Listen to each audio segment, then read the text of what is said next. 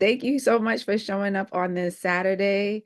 I know it is Labor Day weekend, but we felt it was very, very important, especially as folks may have started um, school, because charter schools have already started and district schools are starting next week, Thursday, that you had access to information that will be beneficial for you. So we're kicking off the education series with back to school essentials. So this is your 101 class.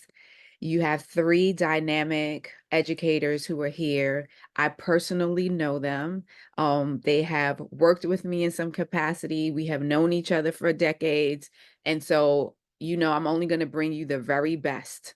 So they have the years of experience, they have the credentials, and they are here to provide you with information, but also to answer any questions you may have. So I want to say this. There is no question that you should feel like, I don't know if this is a smart question to ask. Ask any question. We are here to provide you with as much information as possible because there's a lot of nuances when it comes to the education system.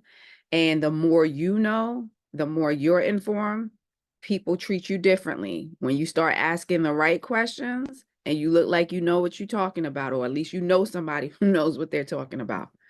So with that said, I am going to lean into the individuals who are on the call. So the first one is Diane Nathaniel. Diane is a guidance counselor. She will share a little bit about herself, but I know Diane, she started off as a parent that I met. When I was a founding teacher of an all-girls school in Brooklyn, the Urban Assembly Institute for Math and Science for Young Women. And she and I just became fast and furious friends. We are like sisters, we're best friends. And so her daughter went to the school that I was at. And then we have leaned on each other as education colleagues, right? Wesley McLeod, who's on this call, he has worked in high school spaces, middle school when he was my guidance counselor, and he was a saving grace. So he is the truth. And now he's in elementary school. So he has seen the gamut.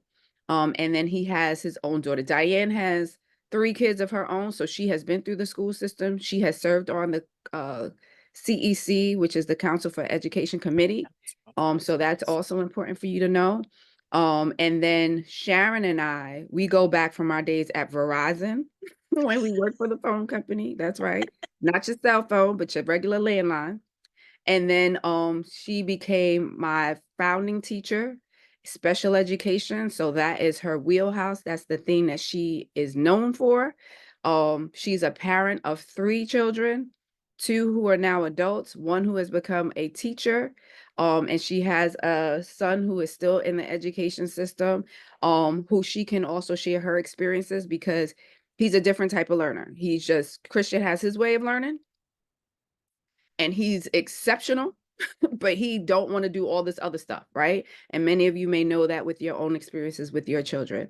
So with that said, I'm going to start with Diane, and then you could share off to the next individuals. But again, I am grateful to all of you for being on this call and look forward to this amazing session.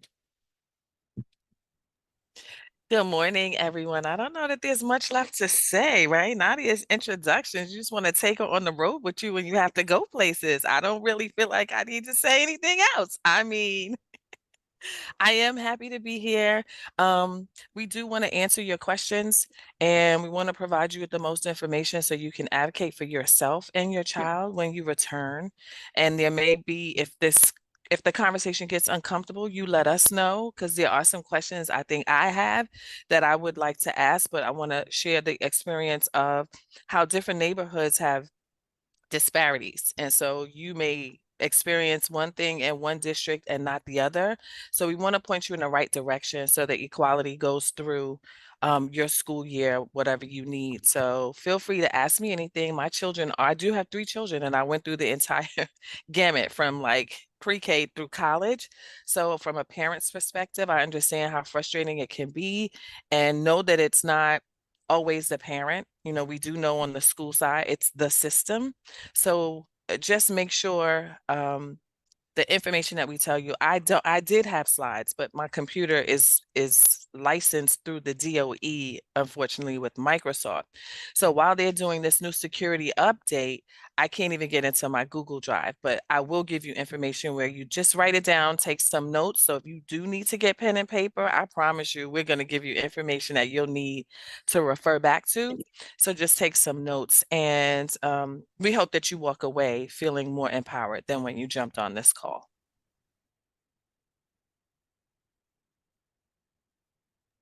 Wesley, you're up. All right. So good morning again, everybody. I'm Wesley McLeod. So like Nadia said, I have run the gamut as a school counselor. I started off in high school, thought I was going to stay there, but God, life had other plans. I was in middle school, thought I was going to stay there forever. And God, life had different plans, and now I'm in elementary school. I have a third grader who's going to be starting third grade next Thursday. So I'm going through the process of the elementary school route. So today, like Diane had mentioned, we want to make sure that we empower you and we make sure we give you as much information so that you can be comfortable having those conversations with the educators in your little one's school building. I know sometimes it could be overwhelming. You may be turned off by some of the energy that you might be getting from the school officials, but we want to make sure that you get the crucial information so you know what questions to ask. Simple questions like, can I see the previous report card? Learning the best ways to communicate with your little one's teacher. That's crucial because now things have changed. Before it used to be a phone call, or you maybe used to get a note. Dating myself, but now you have different apps like Parent Square, Constellar. Depending on what your school uses, they may have their own separate system where you could directly message the teacher or any other official in the building.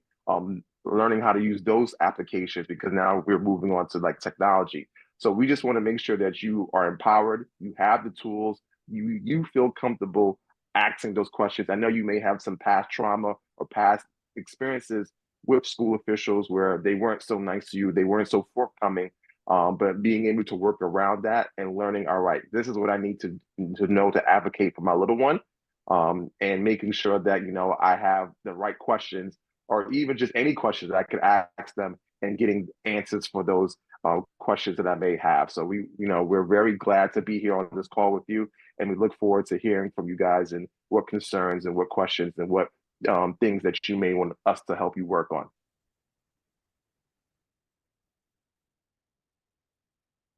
Sharon. Hi, good morning, everybody.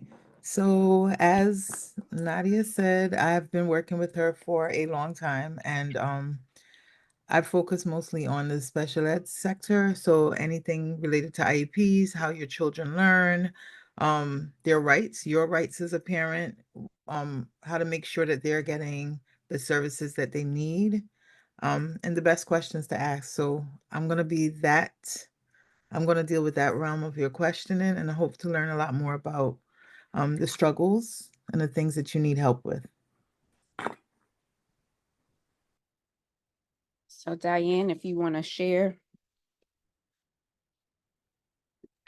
Okay, so there are a few places I think are really important. Nadia, am I okay with the screen? Because you sent me, Yeah, is this yeah, better? yeah. Okay. A few places and representatives for parents I think you should know. And you may know this already, but a lot of the family welcome center is one of the spaces. I think every parent needs to know their family welcome center. In the family welcome center, you have this access to the superintendent along with many of the lead staff members around the city who represent, multiple schools within a district, but you also have a district family rep there. So I don't want to lead into the year with you're going to have all these complaints, but you do need to know where you get information regarding enrollment, placements, and definitely if you have a complaint, the district rep is there to help you. Sometimes I know in the last call we had, and I'm not sure from this call who was on our first call, but a lot of mention came into the conversation regarding not having access to things with your children at their school, not people not communicating with you. So that is going to be a space where you can call, but you can always walk in, and that's why it's called the Family Welcome Center, and get the information that you need. I don't have a phone number for you because I would need to know each person's district. So you can Google your district if you don't know if you're in District 13, District 16. I am a school counselor at PS 11 in District 13. I've been there, this is my 18th year, actually, my only school. And you can Google your district. You can even, if you already know the school you're going to, you can ask the school secretary. Anyone should be able to tell you what district you're in. Everyone doesn't always know because zoning does change. So you always want to know what district you're in. The zip code lines are moving. Y'all know gentrification is real. So when they want to put up something and develop it in our neighborhood, they push us further out. And sometimes your district changes. Know that your district also may change from elementary to middle school. So for some of my students, they're District 13 for elementary, but they're District 16 for middle school, depending on the avenue. So I think it's important that you start off the year knowing your district. And if you're going to middle school, some of the schools that you may pick or want may not fall in your district. So that's one. And then parent advocates are available for you, and the DOE has those too.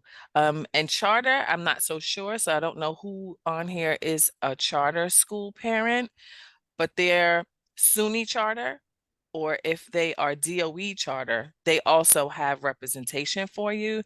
They won't tell you that, but they definitely exist. And your last resort, if you are not getting answers and you feel like folks are pushing you away, turning you away, giving you excuses and ignoring you, which is what normally parents complain about, please utilize 311. That is also another place that you can complain or bring your concerns, I should say, to the forefront.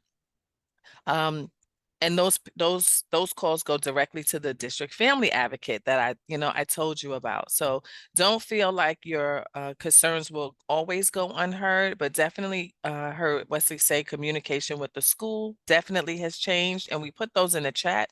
I see that people were dropping, he named a few new apps that we're using for communication, and Google Classroom and Class Dojo are definitely two of the ones that have been mainstays, and they've added the Parent Square. I didn't know the fourth one Wesley gave. I'm like, what's that one? Like, so every year schools are trying to find a better way to communicate with parents because everyone is always on their phone. And I want you to sign up for emails from the DOE. So this website is schools.nyc.gov. I'll put it, or if someone could put that in the chat. That's going to be where you can get every level of education. You can get all the information from that website. It's information for elementary, middle, and high school. Charter school information is also listed there if it's a DOE New York City charter school. So you want to go there and sign up for alerts. Any new changes, any new updates, any open houses, any registration changes, you definitely can get the information sent to your phone as long as you sign up and put your email there. There will be meetings that your school counselors won't give. We don't, because the DOE is in charge of them. So you want to get information from both places. And if you can do that when you get off the phone with me, that would be great. When you guys get off this Zoom, make sure you sign up for those alerts. And then Community Education Council members.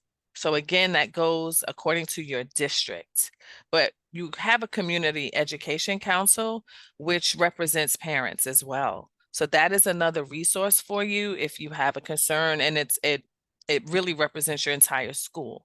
So from every parent complaint to complaints about conditions and environment in the school. Let's say there's a leaky faucet that's not getting fixed. You can take that to them. You need a new PA system. You can take that to them. The children's gym floors are buckling and need to be repaired. You can take that information to them. And they work really closely with your elected officials. So that's going to be a different type of communication, but you want to get to know who the players of the game are are for the Community Education Council in your district. They can be very helpful when they work as a body of people who can collaborate together. And then lastly, on the last call, we talked about being denied access to your children's information.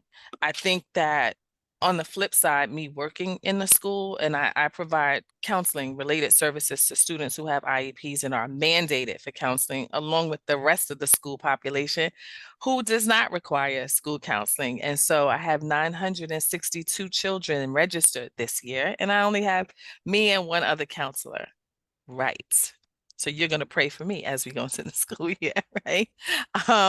And one of the things that we do battle with, when I know how to read orders because my previous job was as a paralegal for 12 years, all throughout the city of New York and in private law firms.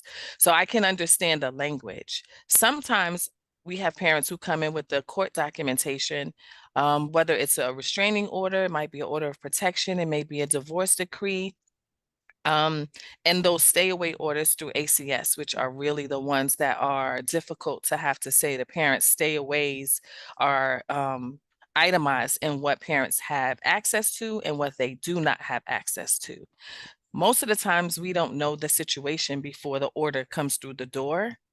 So if you have a connection with your school counselor or principal first, right? But if you feel more comfortable talking to the school counselor or school psychologist, different schools have different, DNA makeups with who's in charge of mental wellness.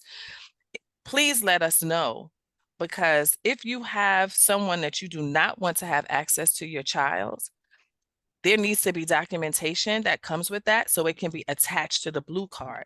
There is a line on the back of the blue card that says who cannot pick this child up, and they ask you for the name, but there is a box that says, please provide documentation. So FYI, if Johnny cannot be picked up by his dad or a family member, but there is no documentation that states, or court order, when I say documentation, I mean a court order saying that we will have to release the child to that dad, because if we don't have anything saying he or she does not have any rights, then they have rights until they don't. So it's going to be important for you to look at every order you have, if you have any existing orders, and if you should get some in the future, look at the dates. You want to be mindful of if it says temporary order, and then it should have a date that you go back to get a permanent order. And you want to look at whether or not it says stay away. So if that's what you asked for and it's not written in the order, then the stay away clause does not go into effect. So I know it seems overwhelming and it seems like a lot, but school did not start, and already I have 2.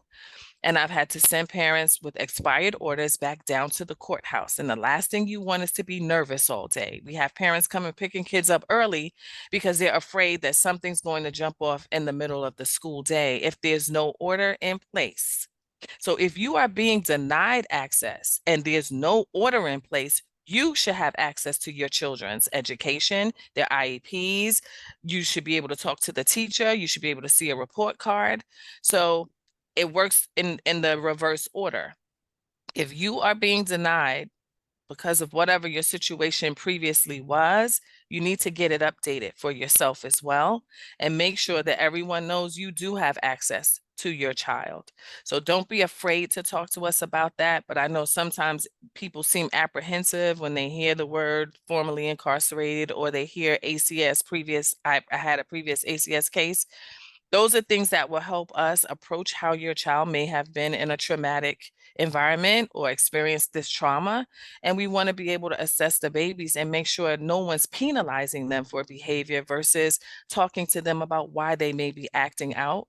And if any family dynamics have changed, we want to be able to support you versus report you. That's the new motto that they have. So don't feel like every time you talk to somebody, they're going to tell your business, and or I don't want my child to be isolated, and I don't want the stigma attached. But the only way school counselors or somebody like Sharon, who's going to be doing evaluations, can actually assess accurately is if we have the information going into the school year.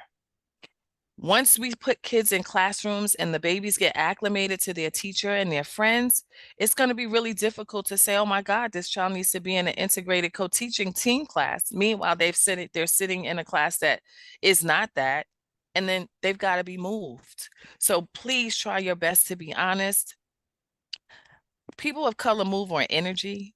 So I understand, like, if you feel the energy is off, you're not sharing nothing. You are not talking to anybody. You might give them a good cussing out before you walk out the building. However, I just gave you a litany of folks that can help you. Sharon will speak more to like Committee on Special Education and stuff like that. But I just gave you the Family Welcome Center. I gave you find out who the parent advocate is for your district. I asked you to sign up for emails from the DOE directly so you can get alerts, and there will be information even in there where you can contact people. Attend the DOE workshops as well as your school workshops. All else fails, you're going to call 311. And then you're going to provide all necessary documentation, court documents, orders that have been updated. Please check to see if they are expired. And then lastly, you're going to find out who your Community on Education Council members are in your district, because they are also a really good resource. I'll be back with more. Thank you for that. And to Diane's point, I had sent out an email sharing with you all that I was a former principal. And so before I was a principal, I was also a teacher. And so I just want to let you all know that it is so important for you to develop a relationship with the educators. And it might not be all, right? You need to find one time to meet with the teacher that's your child's current teacher. If you feel like Diane talked about the energy is off with the teacher, don't be afraid to communicate that with an administrator, right? The last thing you want to do is, I know as a parent, somebody wrongs my child, talks to them, looks at them crazy, I'm going to have something to say, right? But what ends up happening is your child is going to be in that classroom with that adult. So the best thing for you to do is to have a conversation with an administrator. Bring it up to the guidance counselor, bring it up to the assistant principal, bring it up to the principal. There is the parent coordinator, right?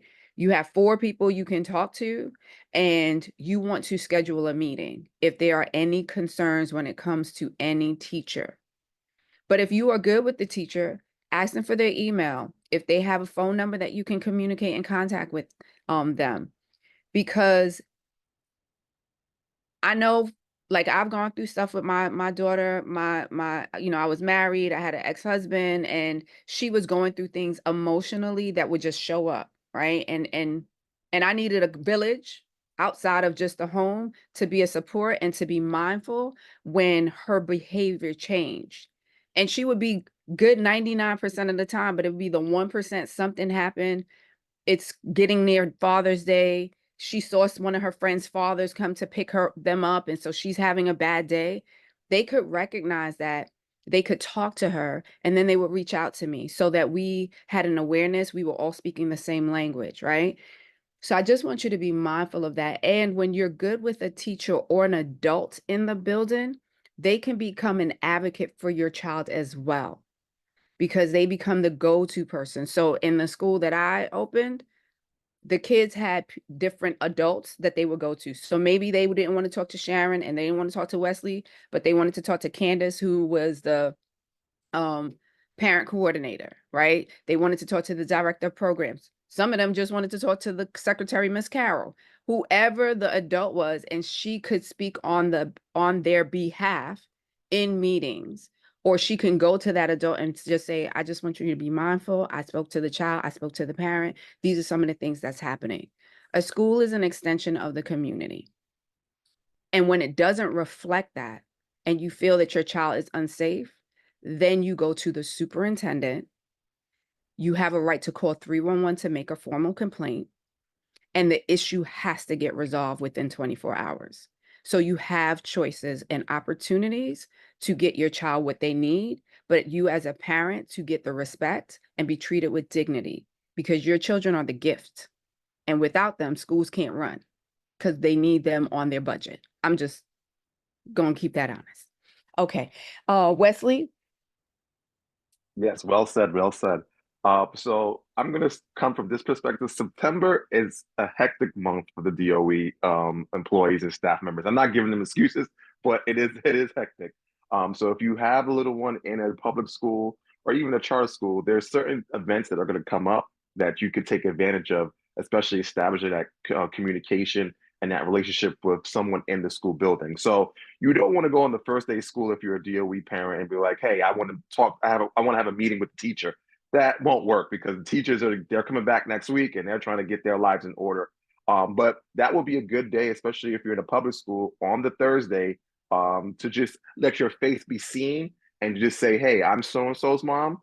I'm going to reach out to you, or I would like to get in contact with you in the near future, so we can always be, in communication." So updating any numbers, emails, whatever you have to do to make sure that that teacher has an updated contact for you is going to be really crucial. And letting them see your face, letting them know that you're active within your child's life is also going to be very important.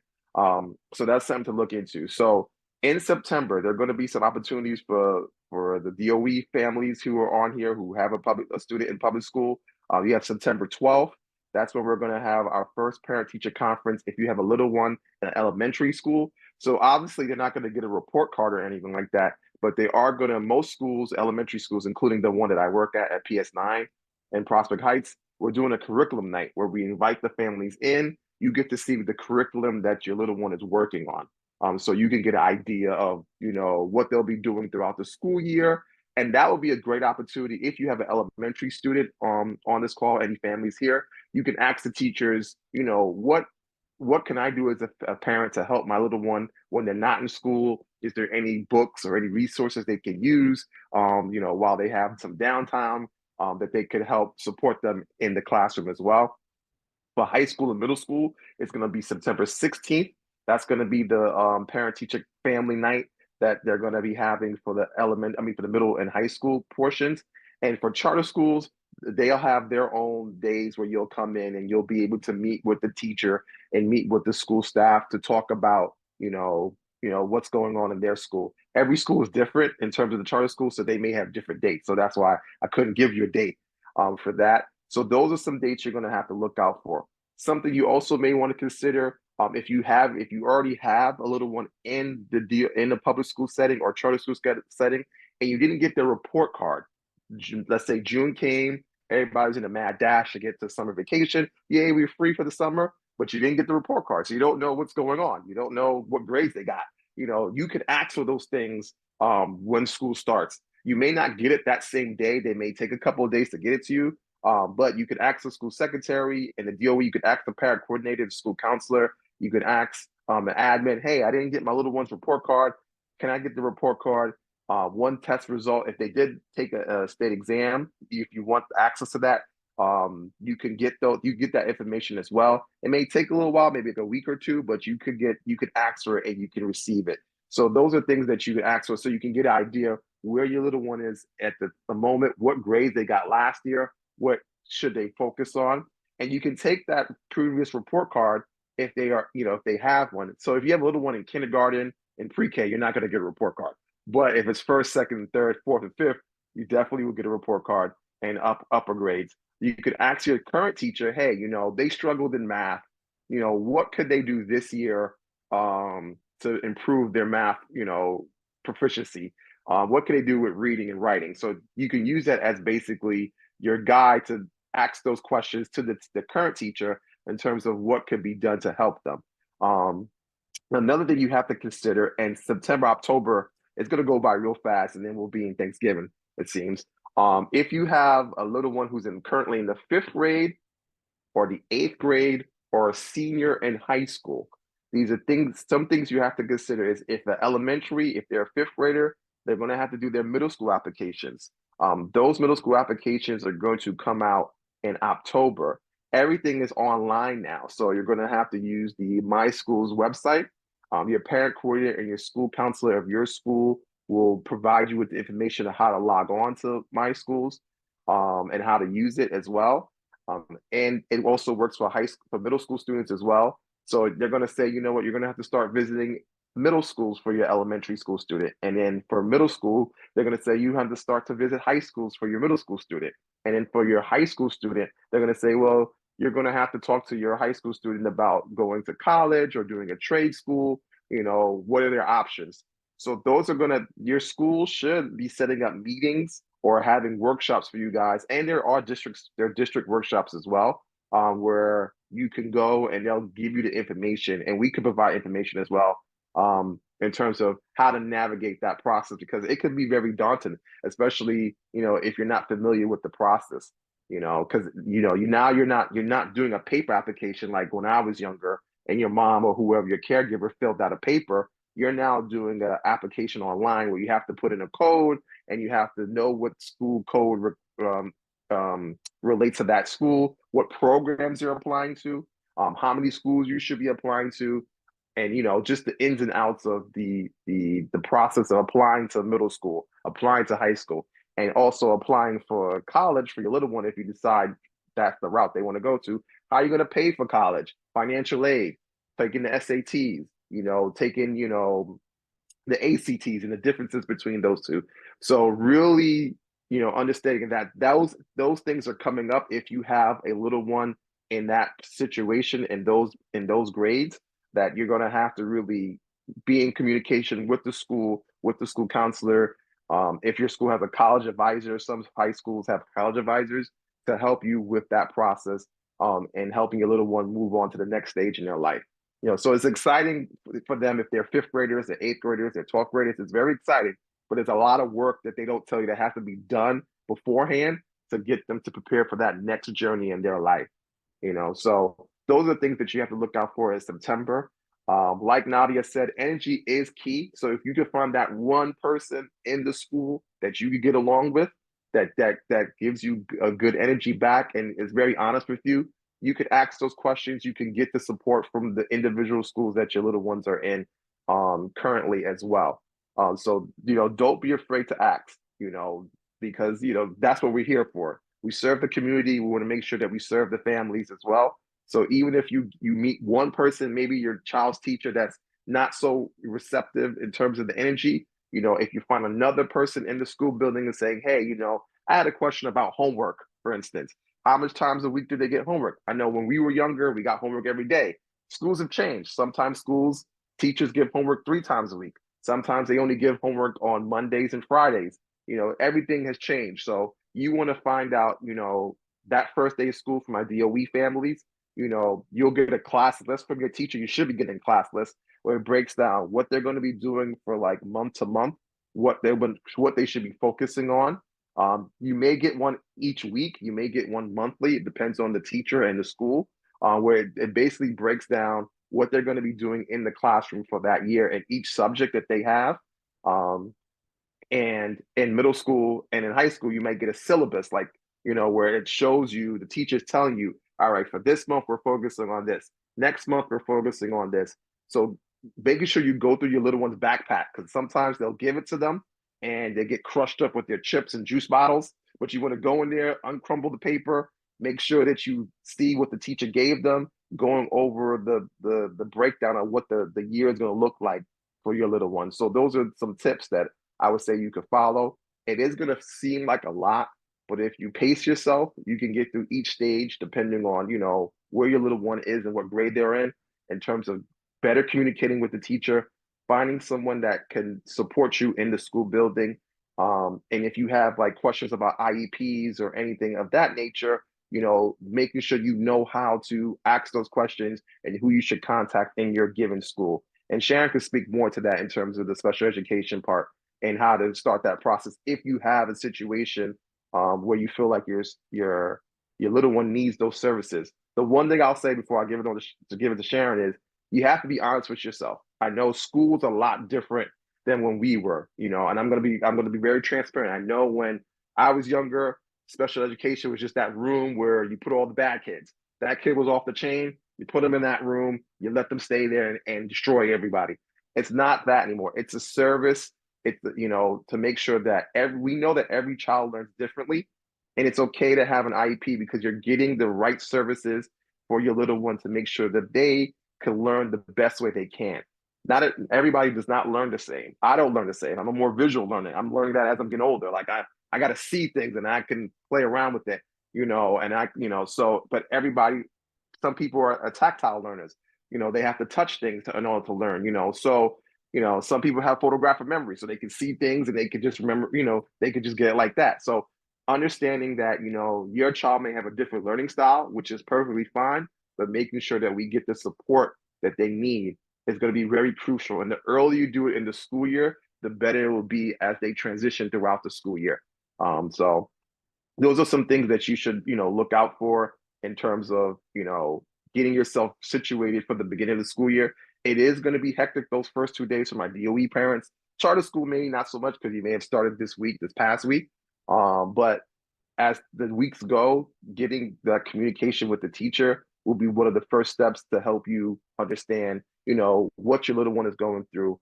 And just letting the teacher know, hey, don't just call me when something bad happens or something negative happens in class. Call me like if something good. I want to hear good reports too. Challenge that teacher to say, hey, you know what? So and so did good today. They got through a problem that was difficult. We worked on it and they got it and they were so proud. Having those check-ins with those teachers is also good too, because then you build that rapport. They know, okay, if something does bad happen, they could feel comfortable calling you. And when something good happens, they also could feel comfortable knowing, all right, we could call and tell mom or dad, whoever, hey, this is what happened. You did something positive today. So it doesn't always have to be negative. It could be positive as well. So I'm going to move on to Sharon. Thank you, guys. So before you jump in with Sharon, I do Mm. want to ask, does anyone have any questions? Because I know it's a lot of information thus far, and Sharon is going to speak about special education, but also just from a standpoint of general teacher things, how they go on in schools and stuff like that. She'll cover some of those things as well. But does anybody have a question that they would like to ask in regards to anything that was said or something that resonated and came up as you were listening? I have a question. Although my children aren't in public school, but I do have a lot of clients whose children are in public schools. And my question is, when I was going to school, I know it was a long time ago, but do they still have counselors in school, guidance counselors?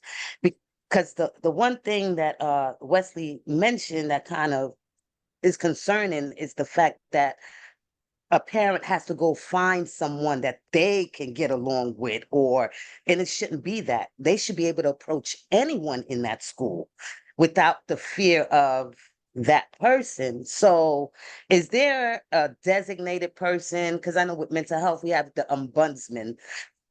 Is there some sort of person, that one person outside of, I see the list, but in terms of being able to have access, an open door access to someone at the school, So, or is that available so for Javon, parents?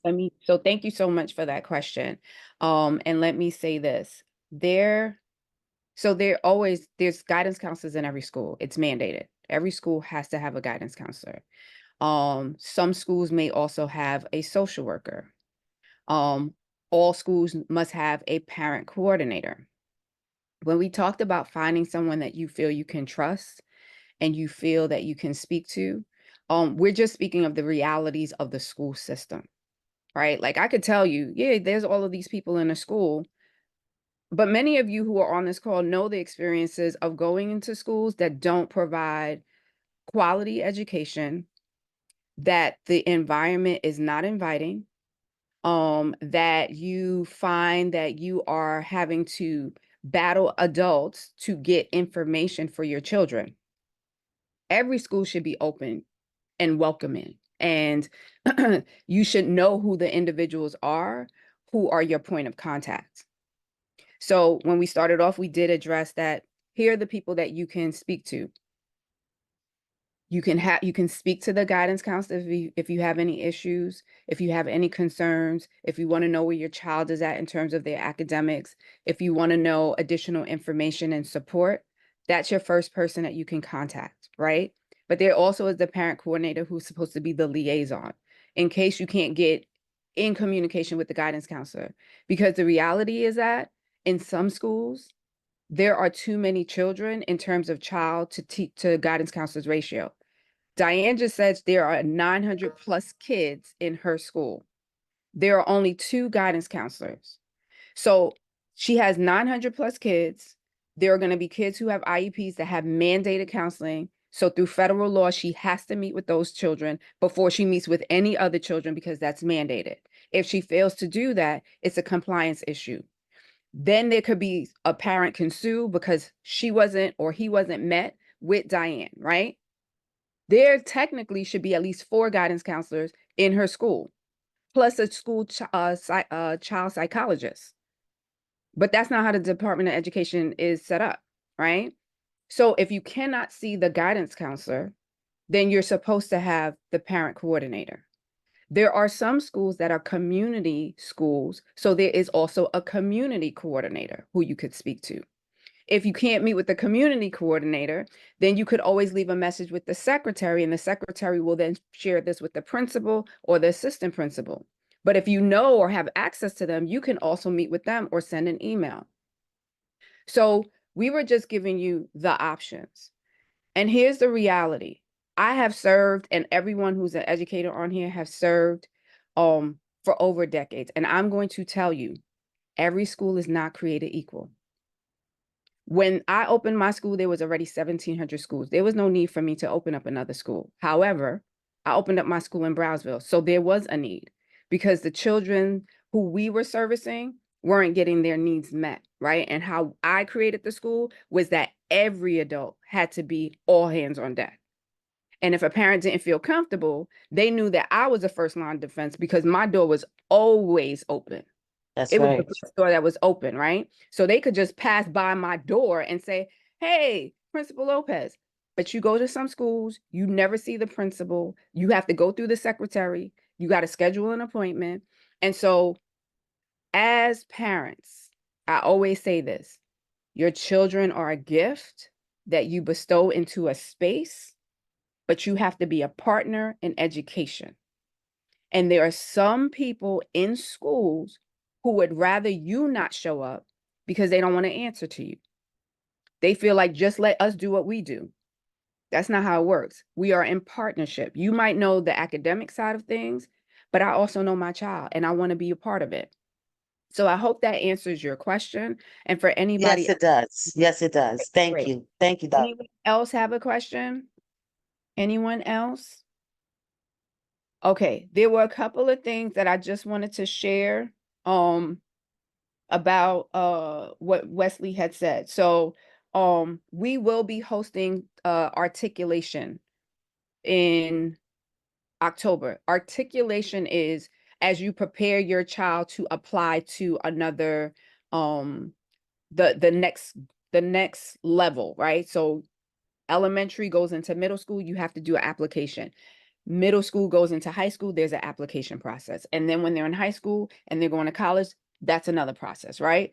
Many of you have applied, have gone to school, but when your child is in K through 12, when they are in high school, they are entitled to different types of financial support. There's things that need to be in place, right? Especially when it comes to the FAFSA, all these different things that you may not be thinking about. So we will be hosting that meeting in October, right? So I just want you to be aware of that because I know he said a lot in regards to that and I don't want you to be overwhelmed, but we will provide you with steps through that process.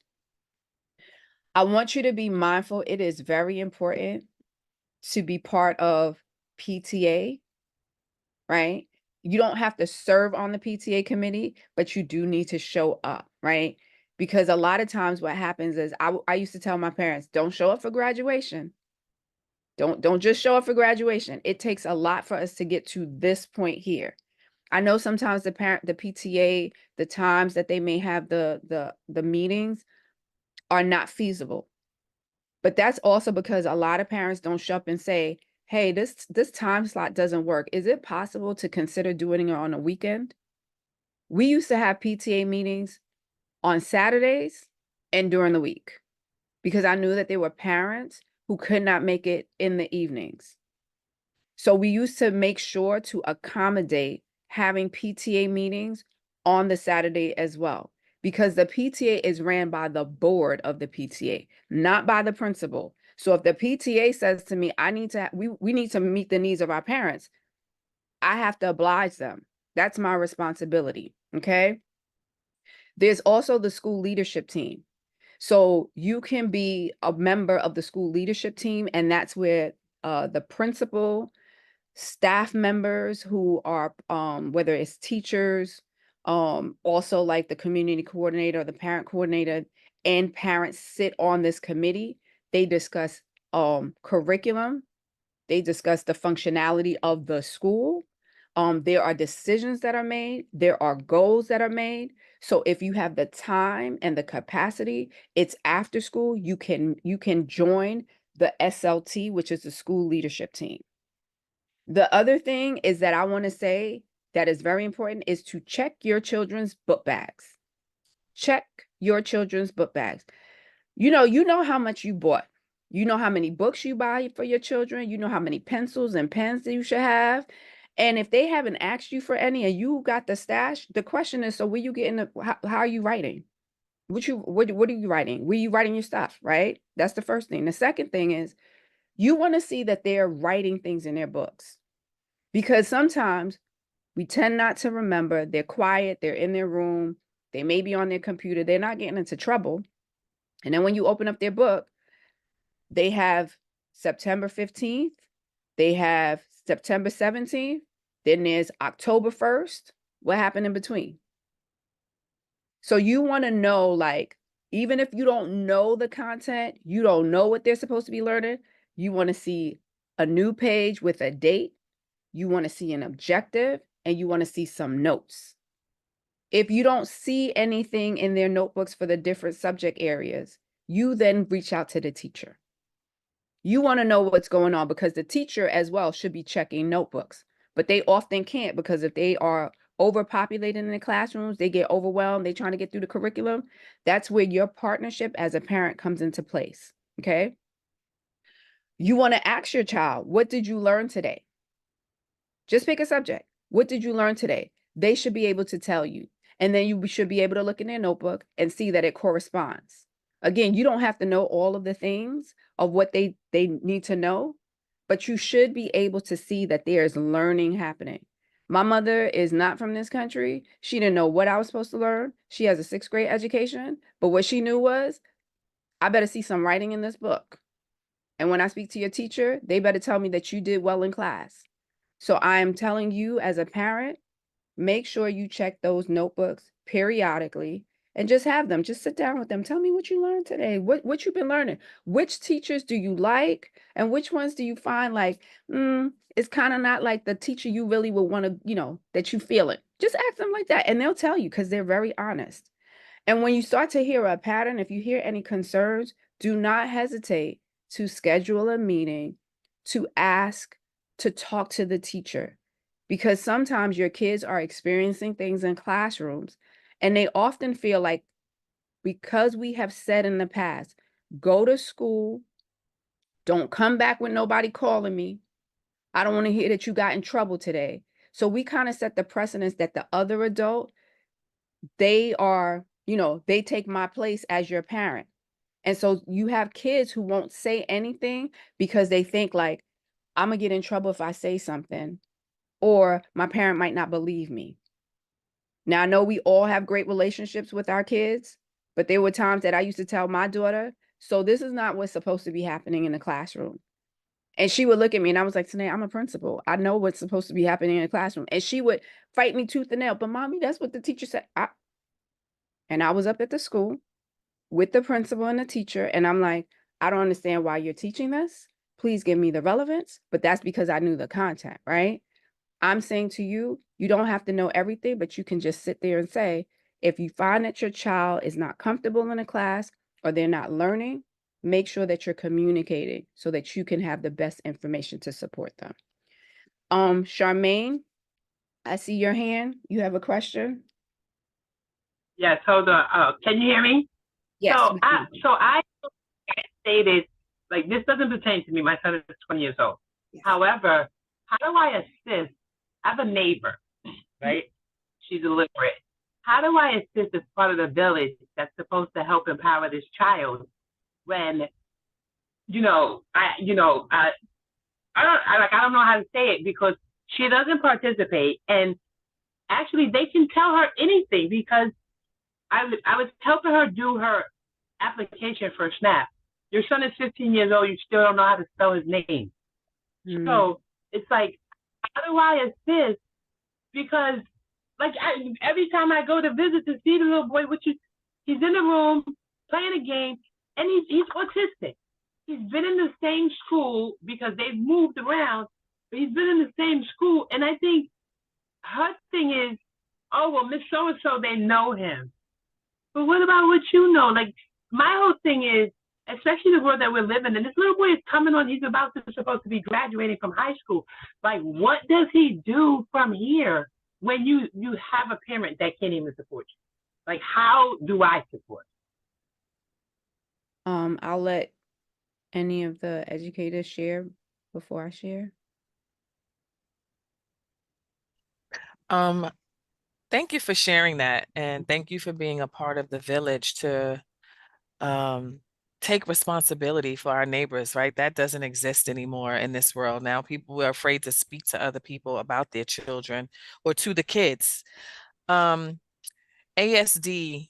children, wow, and an illiterate mom. That breaks my heart.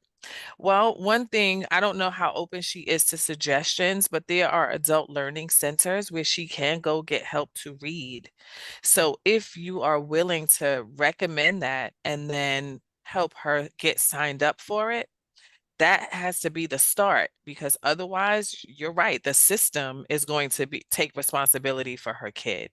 And you're absolutely right, they could tell her absolutely anything. However, are you able to become a partner or willing, right? I don't want to give you more responsibility than you're already doing, but I'm hearing you say that you know this family. Are you able to become, hello? When I finish this meeting, I'm going up to their house because, my whole thing is, the mother don't want to do nothing. Bottom line, I'm gonna be honest about it. Okay. She doesn't want to do anything out of her comfort zone. We live in the Lower East Side. The young man, he goes to school like 63rd Street, West End, that area, because he used to live in Amsterdam Project. A lot of times, intentionally, I go downstairs. At the time she says the bus come, I'm standing outside for an hour. I don't see him. Okay, why? Oh, he didn't get up in time. Okay, so I know they give him a Metro card or something. Right? Oh no, I just called Miss So-and-so. Okay, but do you realize legally after 3 days you're supposed to have a note? Oh, but she's gonna cover. She's not gonna cover to the point where she loses her job. If it comes to you or her child, and then what happens to your child? And as I think about it, it's just this young man has potential because when I talk to him and I watch him put stuff together, but it's like he's a latchkey kid. I haven't seen the kid all summer. Charmaine, are you able to become or willing to be on his blue card as a point of contact, maybe to help mom understand and to have someone communicate with you about next steps in terms of high schools? I mean, there are alternative learning programs that he might have to be enrolled in, but are you willing to do that? Absolutely. My whole thing is no man gets left behind. Understand? Because if you don't have anything, and funny because I didn't in this meeting until yesterday because it was just playing on my head. Plus I'm going through my own stuff with school, but I'm like, I would feel like a failure. I would feel like a failure that I know this lady has 10 kids. None of your kids graduated high school. So what is he gonna do? He's gonna be the next drug dealer in your family. He's gonna be I just can't. I just can't. Some people tell me mind my business, but guess what? He is my business because he's gonna be my future. I might have to vote for him. And no, we're not doing that. So I'm glad the gentleman said that September 16th. That's when PTA. Okay, I'm gonna have Metro cards for both of us. We're gonna see what's going on. Okay. God bless you, Charmaine. Thank you, Charmaine, and I hope you got the information you needed. And then there was another hand that was up. I'm sorry. There was another hand that was up. Arlene, I feel like Arlene. Is Arlene still here? Do you still have a question, Arlene? No? Okay. Sharon? Hi, good morning, everybody. So I'm going to delve into when your child is struggling, right? So I'll start off with the official IEPs. If your child has an IEP, you should have a copy of it. If you do not have a copy, that first day of school, you need to request it. Um, if you participated in a meeting last year, it may be in your email because that's how they send it now. But if you can't find it, if it's not accessible, the first thing you need to do is get a copy of that IEP and read through it. It's a lot. It's minimum like 14, 15 pages, maybe overwhelming, but that's where you get your questions answered, right? And anything that is unclear, anything you don't understand, you set up a time to meet with either the special ed person, this guidance counselor, somebody in the school, and ask the questions. Have them clarify everything about the IEP. It will have a diagnosis, what your child is. If it's a learning disability, it may be speech and language, it may be autism, whatever it is, it should be on there. And it should have what they do well, what they struggle with, and how they help them. That's the basics, the basic breakdown for you to understand what your child is struggling with and how they should be helping your child. Anything you don't understand, you ask those questions. You need to meet the special ed teacher for your child as well. When you meet the teachers, you find out if the setting they're in, whether it is ICT, where it's 2 teachers in the room, it may be pull-out services like sets. If they're in a small class with a SPED teacher and a paraprofessional, you should know what setting your child is in. And it is important that you know when the meeting is, because they should have an annual meeting. Every single year, they should have a meeting. So ask them when that meeting is supposed to be. It won't be an exact date, but you should know about when. Every single child with an IEP also has a triennial. Every 3 years, they should be tested. If you're not sure when that happened last, you find out when that was and when it's coming up so that the testing happens. A lot of times schools don't test, they'll waive the testing and just continue with the IEP and just have a regular meeting. You should demand a test because things change.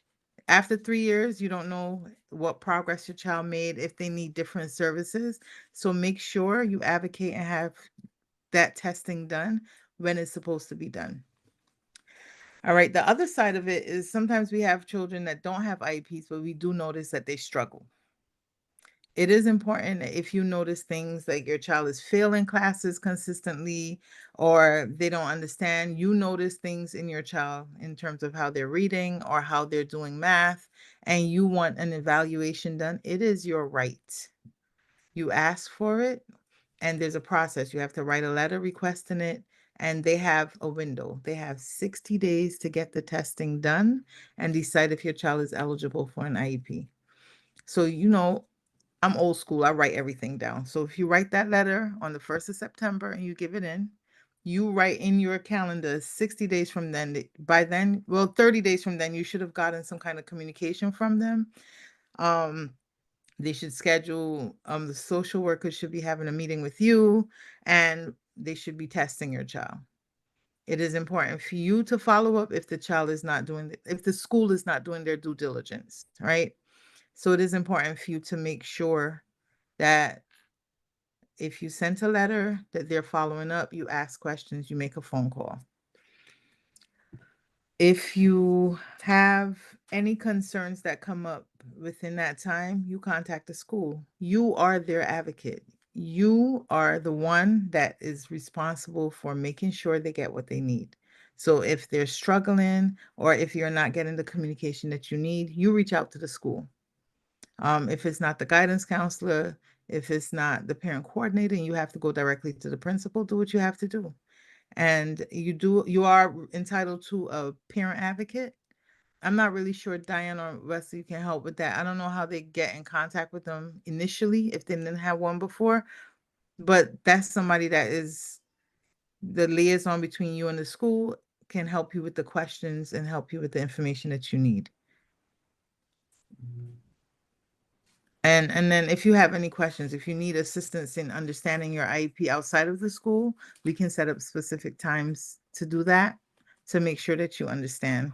And yes, listen to your child. That's very important, because a lot of times the kids are in the classes and they're not learning, or they're not getting the services. They'll tell you, it was just me and the teacher and they didn't help me, or I don't understand what's going on and nobody's giving me the information. Listen to your child. And that's when you have to step in, right? Um, if you are in a dynamic school where there are people who are giving the support and somebody reaches out to you and says, so I've noticed some things with your child, they're not reading or they're seeing things backwards, and we want to start the process, I'm going to say to you, as a parent, is a very difficult thing to hear, right? But our goal is always in the best interest of the kids. If my child is struggling and the teacher sees it or somebody in the school sees it and reaches out to me, I want to make sure that my child gets what he or she needs, right? So be open to listening to what the suggestions are. And a lot of times they'll ask you questions like, did you notice that if they're reading, they're saying things backwards? Do you notice at home that they're struggling or they're not doing any work? Do you notice whatever it is? And I need for our parents to be honest about that and to be open to the process. Because like it was put in the chat when it was said before, special ed is a service, it is not a place. It is not because your kids are bad. It is not a reflection on you as a parent. It is that your child is learning differently and may need different services to make sure that they understand the work and they make progress, right?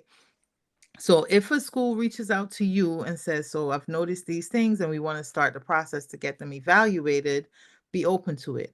It's not a life sentence. It's not a bad thing. A lot of people can't feel like, oh, the stigma, I don't want my child to be special ed. Your child is not special ed. Your child needs extra support. They learn differently, and it is our responsibility to make sure that however they learn, we are meeting those needs. 1 second.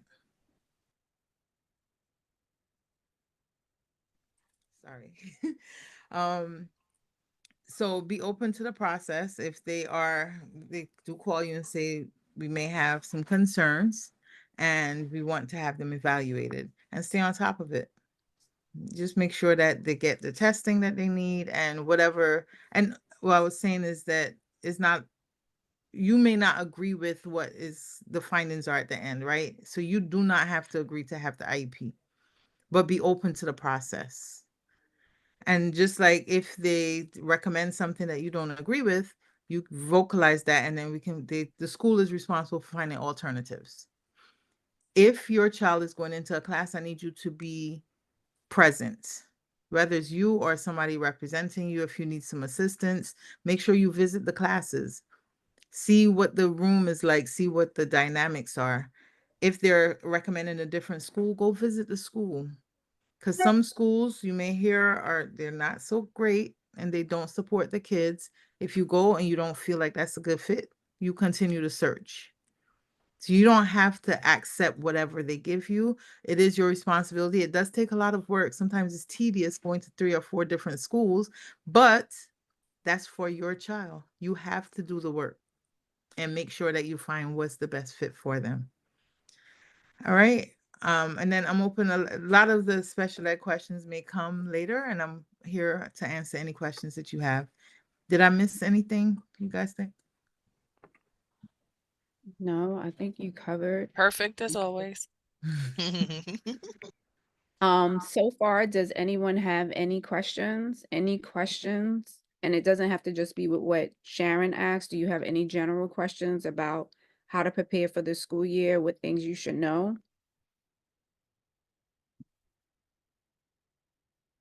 Okay. I'm going to, based off of what Sharon said, just add a couple of things. You have to know your child. You really have to know your children. And so I know that life is demanding. If you have a job, if you're a caregiver for a parent, if you're just going through the motions because life be lifing and mental health management is real, right? It is important to carve out time So it might not be able to happen during the week, right? But I want you to consider the weekends just to make time to check in with your child for a couple of reasons. One, you should always like have a moment where you can sit and hear your child read.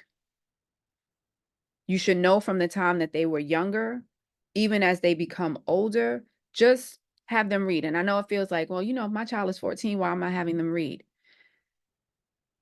Dyslexia is not tested for in our schools, right? It's now being tested because there was such a push.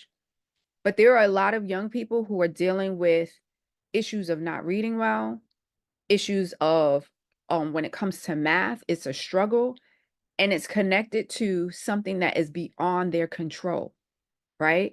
So oftentimes, and I'm saying this as someone who is an educator, right? Teachers will say, I don't know what's wrong. He's just not doing, or she's just not doing the work. She's just disinterested. I know she can do more, but she's not doing it, right? We've heard it. Sometimes it's been said about us. There's some value to that, but I need the teacher to be specific. When you say that they're not doing well when it comes to like they're not reading well, like is it because there's reading comprehension issues, or is it because they're just not saying the words properly, they're not decoding well, right? But half of it is if at home your child was reading, if your child is like in elementary, you start with the picture books, then there's the chapter books, just have them read a couple of pages to you. See how many times they're stumbling over words or having difficulty saying a word, and then you look at the word yourself. If you yourself struggle around reading, because I'm going to say this, my mother, her first language is Spanish. She used to read to me, and she told me like years ago, she was telling my daughter, she was like, you know, I used to read to your mother, and then your mother was like, give me the book, mommy, because you saying the words wrong. So I had to like, I went to school at an early age. I went to a school, a Black independent school when I was 2. And so I was reading at a very young age. So I started reading for myself, for myself.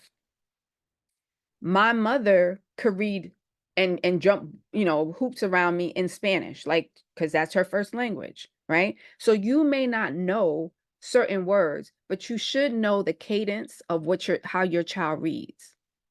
If you find that there's problems, you can say to the teacher, I noticed that when they're reading, they're making a lot of mistakes, or they're having difficulty seeing the words, or they're switching their B's and their D's, because that's often dyslexia. We see that they're skipping, they're saying things backwards, or they skip over words. Like the word was right there. Why? And you ask them, why did you skip over the word? Because the words keep jumping around on the page. There needs to be further testing done. But unless you verbalize it, they won't do it. The second thing is any concerns, you also need to share with the pediatrician. It sounds weird, but your pediatrician should know that your child is experiencing any type of learning issues, because they themselves can also refer you to various resources and get testing done to help identify what those issues are. There are a lot of children who have to get evaluated. And that's why Sharon said you have to put your date down. Like if you send a letter and say, I want my child evaluated, or they come to you and say, we need to evaluate your child, within 30 days, they should tell you when that's going to happen, and they have 60 days to complete it. It's by federal law, right? But you have to remember there are a lot of kids, and sometimes the person who's doing the evaluation can be split between 1, 2, or 3 schools. So if you go to your pediatrician and they refer you, and there's an outside agency that can do it, it can help expedite you getting some of the answers so that you have a better understanding. Because I've had parents who were literally angry at their kids, and it comes out of frustration, right? You like, why can't you read? The teacher says you don't want to listen. You don't want to this, you don't want to that. And come to find out it was actually a learning disability, right? It was an emotional disability that was never tested for, was never identified. No one had a log of what the issues were to see a pattern that was happening. So you have to know your child so that you can advocate, but you also need to just be open to hearing what they're saying. Now, if your child is evaluated and they do give you an IEP, I want you to know that you as a parent can make the decision how long they're on the IEP or get the services from the IEP, right? Just because they have an IEP this year does not mean that they need to have the IEP for the rest of their lives. Because I know as your young person goes from elementary to middle and then high school, especially high school, they don't want no parts. They don't want people knowing. They don't want to get pulled out of classes. They don't want to go into the sets room, which is a room where they just meet with the teacher, and they don't want to feel different. The goal is to get them as many services as possible in elementary and middle school. And then you reevaluate, because there's also the social emotional part about it, because kids are cruel and we know that. They can get bullied. We know that, especially in high school, and they're dealing with their own like self-esteem, and they don't want to see themselves differently in high school. So that's why we always stress to get as much as possible, but to also have the conversations about the benefits with your children and to visit the high school that they're going to so that you know how services are provided.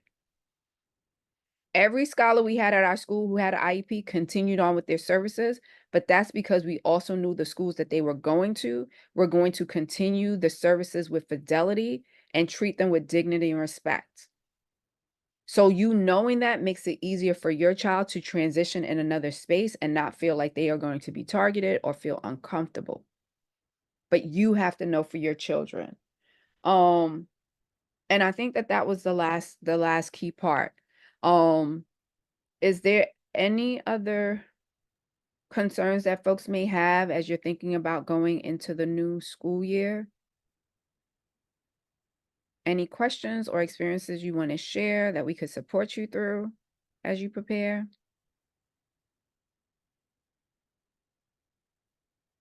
No one? I do have a question. Are the services different when a family is living in a shelter system? What do you mean? Um, like I know usually in the school, and this is just information I get from my clients. If they're in a shelter, there's probably more resources or extra resources or something like that to that effect. Um, you know, it becomes a little different when a person is homeless, I guess. And I hear from my clients that they do have different resources. So it was just a question. It's nothing that I personally experience. It's what I'm hearing from the clients that I do service. So yes, Giovanna, in the shelters, if a child is in a shelter, right, or it's deemed temporary housing space, that is within the shelter system, there is a liaison that helps supports the family. And they normally are the ones who help either guide the family through how they can navigate the school system, or they have made calls to the schools. So like, let's say they need uniforms. Let's say they need transportation. And sometimes the child could be, there's within what we say walking distance, because they determine how they get Metro cards to go to school. But if they're within the shelter system, they can get a Metro card, because that's how it's allocated through the Department of Education.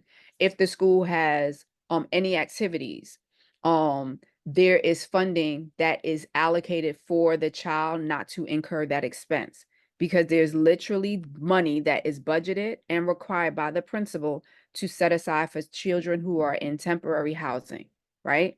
Now, if a child is completely homeless, there is no support network. And it's important, when Diane talked about being honest and being forthcoming, I know it could be really, really hard because the stigma that comes with it. As a parent, you may find yourself like concerned with ACS. But when you find out, like we've had a scholar that we found out that the parent was living out of a car, right? We can then contact agencies that could provide this parent with emergency housing, right? We can find resources and agencies that would then provide the parent with all that they need so that they're not out in the street causing safety concerns for themselves and their children, right? But again, it all depends on the schools and the relationships that they build with the adults. So some of this work, Giovanna, as you're learning as well, I know you have your clients, is, this information you can share with them. If you come up with any questions, you could always forward it to me and I can speak to the education team, and then we can try to strategize and help you to give them the most precise information possible. But then there might be sometimes that you might just have to call for clarification, because folks will tell you what they know based off of what they ask, but not have the totality because they didn't go the further step to ask the questions that they need to know. Does that make sense? Yes, yes, yes. And thank you. Thank you, Dr. Lopez. You're welcome. Justina, hi. Hi, good morning, everyone. Happy Saturday and welcome back to school. I have two questions. I am preparing my children inherited during post-pandemic back to school. So that means the bonus children added to my family list. And one of the children are attending private school in New York City. I would like to know, how do I go about obtaining a Metro card for them so that I'm not paying out of pocket for it?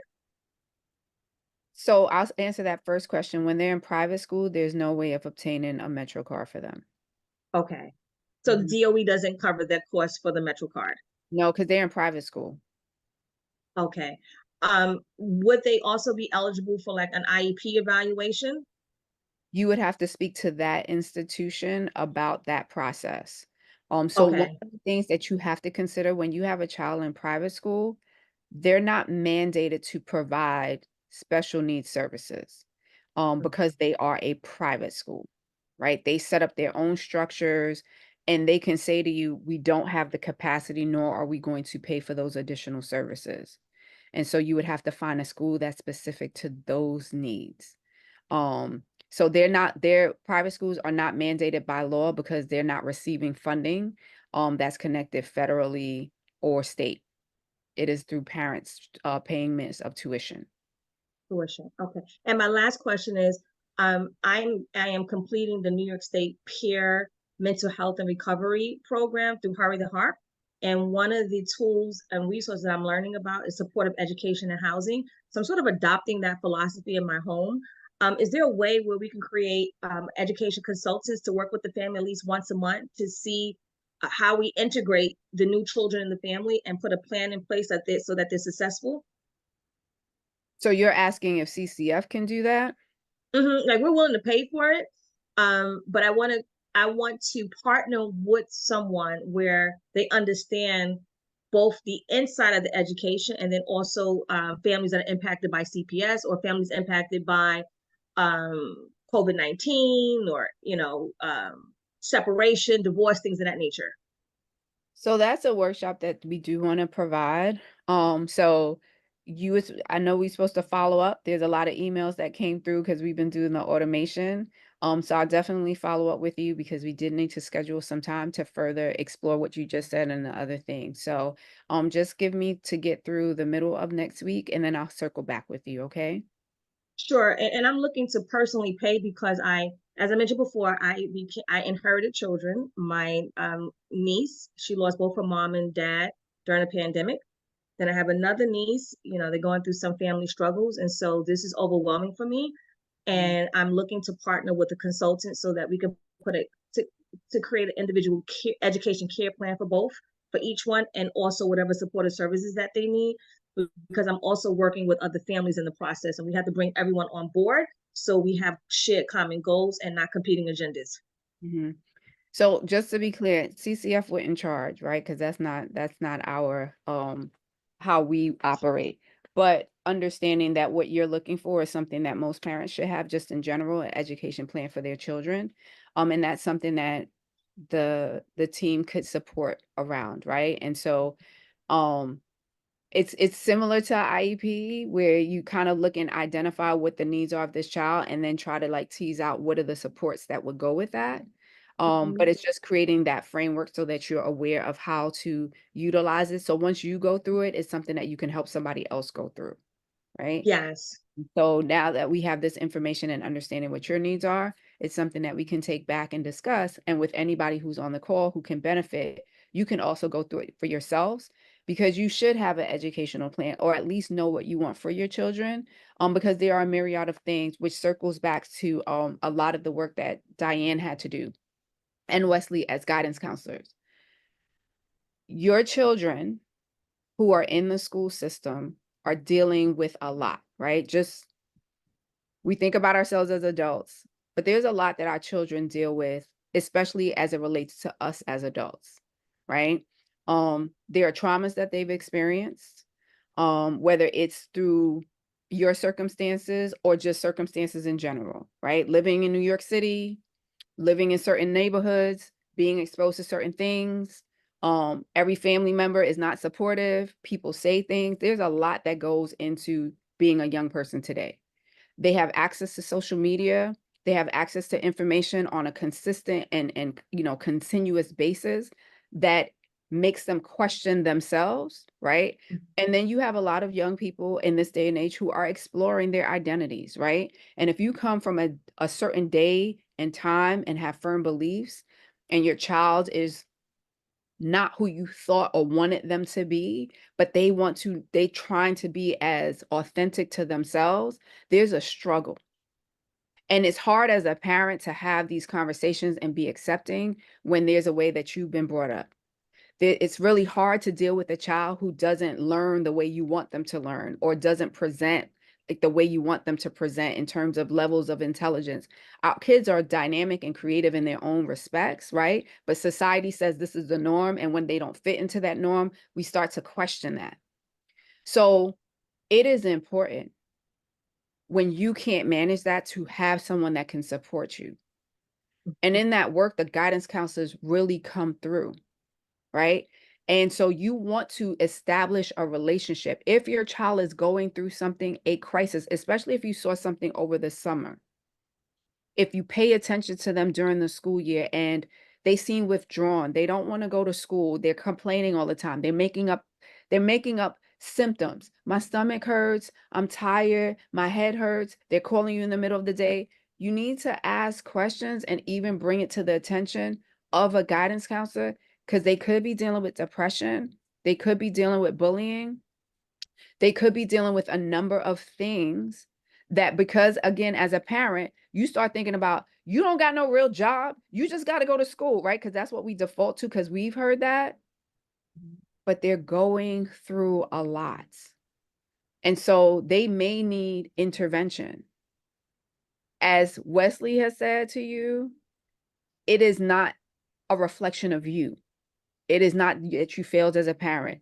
It is not because you didn't do something right. It is not solely because of what your circumstances was. We have to own what those things are, but it is our responsibility as a parent to get them the best support. And if one adult doesn't help you, you don't stop. That's why I wanted to do this Ed series, because if you have any concerns, you could always reach out to me, send an email with any of the educational concerns, and I will try my very best to provide you with the resources, right? And the 3 educators who are on here, have been brought on as consultants to provide the additional support, right? So if you're not getting it in the school, we wanted to make sure that they were individuals who are versed, who are culturally competent, who understand the nuances of the education system because they've been through it, and can provide you with additional information. Now, so I hope that answers your question, Justina. And the other thing is that when we do articulation, Diane is also going to share with folks opportunities for private schools, because there are private schools that many of your kids may be able to apply to, and there are programs that New York City offers if your children are eligible. So there's Prep for Prep, and there's the Oliver program, but they have to apply for it at a certain grade level, right, to get through these programs that prepares them for the test that they have to take to go to these private schools. So these are very, very, very important. And then Giovanna also put in the Teak Fellowship. Yes, So these are things that we often don't know, ABC as well. When no one tells us in our schools, especially some of our marginalized schools, people don't tap into them, so they don't know, right? We want to provide you with this information so that your children also have the best options that's available to them. Okay? So I'm always gonna say any other additional questions. We're 2 minutes, 3 minutes under time. Just want to say thank you. You're welcome. You're welcome. All right. If there are no other questions after this meeting, you will get a follow-up email between now and Monday or Tuesday. Let me say between now and Tuesday, because I'll say I'm gonna send it, and I need to give myself a minute. So I want to give myself grace. But you will definitely get a link to this video just in case there's things you want to go back to just see. You'll get the additional dates of the next meetings that will be available for September and October. Remember, the next one is going to be special education, and the one after that will be around the articulation process for middle, high school, college, and the private schools. And I think that's it.